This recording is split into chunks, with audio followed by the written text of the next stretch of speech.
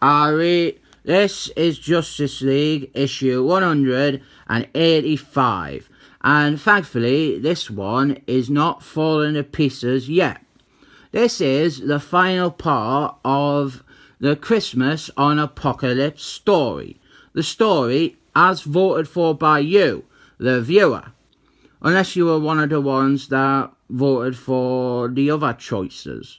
And I tell you what, it feels really good to finally have finished Summit.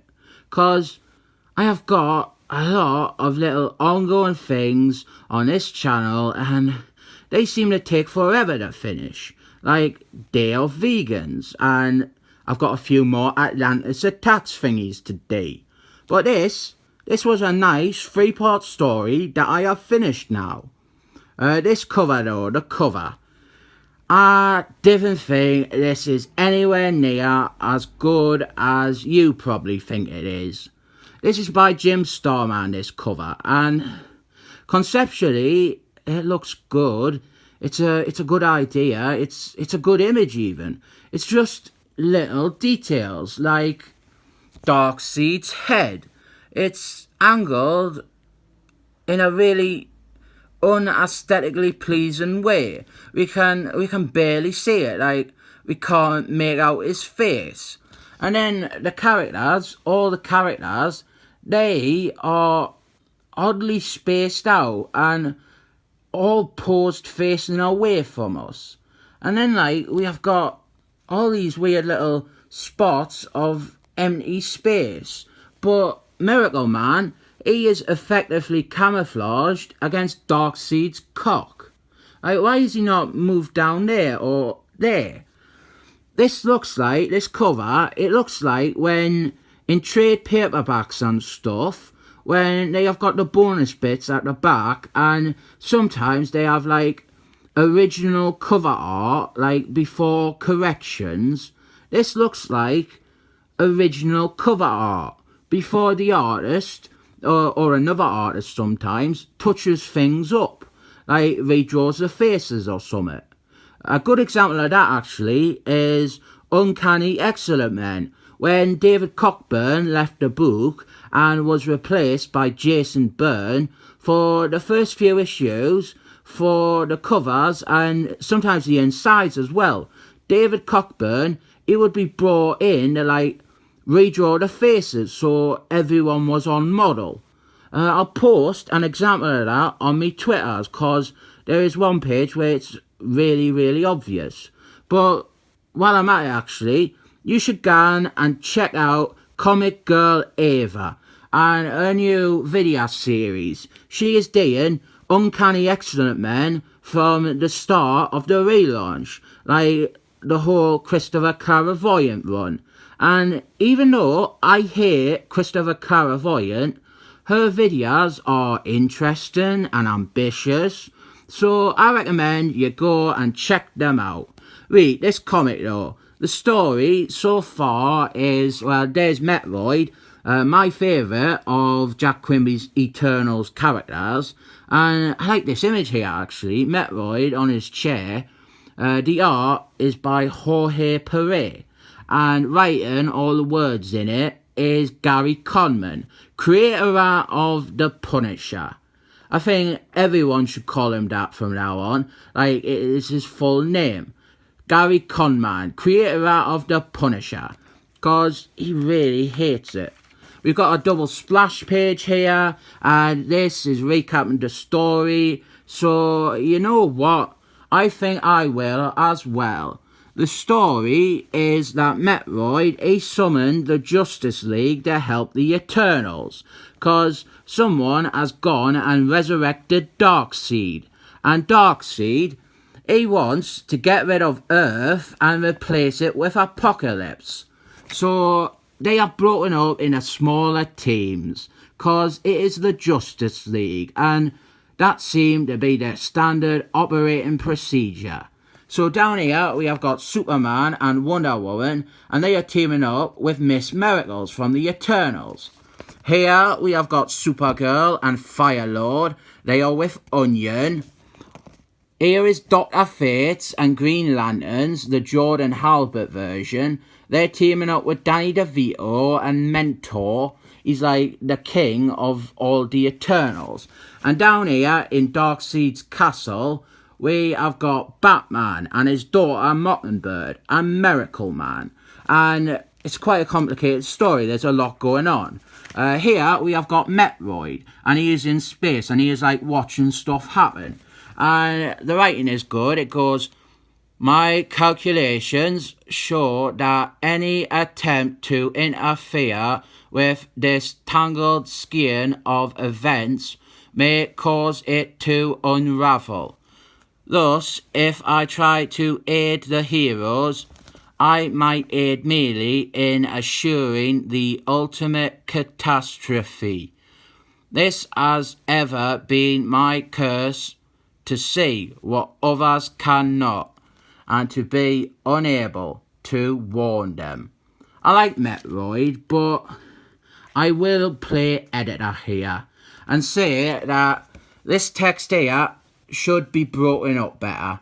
After he has said, this has ever been my curse, it should have like a dash after it or something to break the two parts up, because at the minute it reads all together, and that is wrong. Then underneath that we have got Batman, Mockingbird and Miracle Man, and I like the dialogue again. It is beyond belief. You're saying Darkseid is willing to destroy an entire planet simply to provide Apocalypse with a safe base from which to rule the universe? It is madness. Right, that is my adopted father all over. Utterly insane. And while they're having a bit of banter, over in the other room, we have got an epic splash page of Darkseid. Epic is another word that I didn't like saying. It's not really right in my accent. It's one of them things that Americans say, like badass, and awesome, and cool, and tubular, and far out, and wicked, and guns, yes please, I love them. As I said though, this story is called Christmas on Apocalypse. See, they did change the name of it. First issue, it said Christmas on New Genesis. Presumably they changed the name because after the first issue, they weren't on New Genesis anymore. And this bit is fantastic.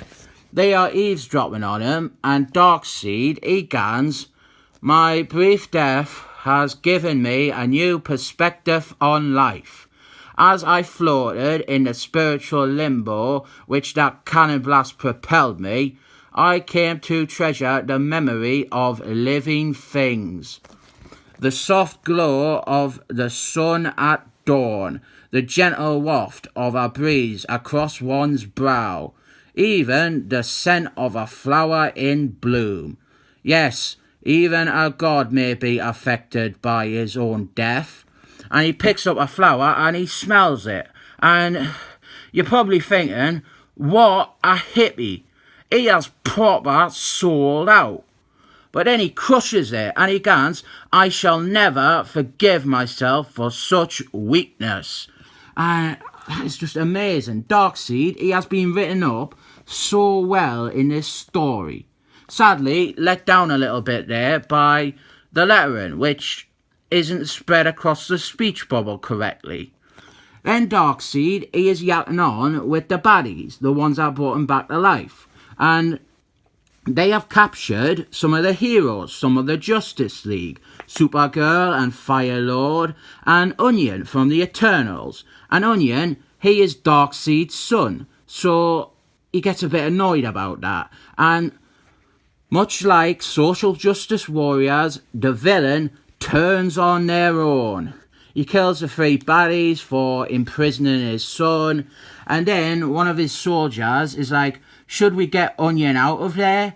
And Darkseid, he is like, do not be absurd. I was angry that those fools had beaten him, not that he had been beaten. That scum is no son of mine.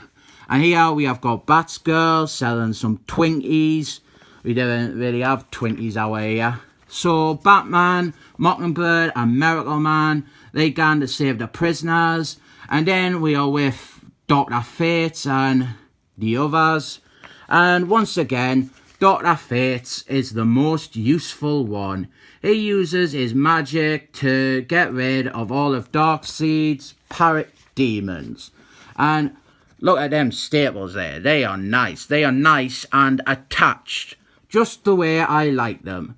So now we are with Superman and Wonder Woman and Miss Miracles, and they are helping little kiddies rebel against Granny Grunt. And we've got a good picture there of Superman, and he stops this little ginger from killing one of the guards. And he goes, "Don't you know by now that you cannot fight hate with hatred?" Which is a policy that author Gary Conman, creator of The Punisher, does not subscribe to. And here is Granny Grunt, and she reminds me of me mum, like a lot. And the big set piece here is Wonder Woman versus Granny Grunt, and it's a good little fight. And Granny Grunt tries to escape, and she bumps into Mrs. Miracles.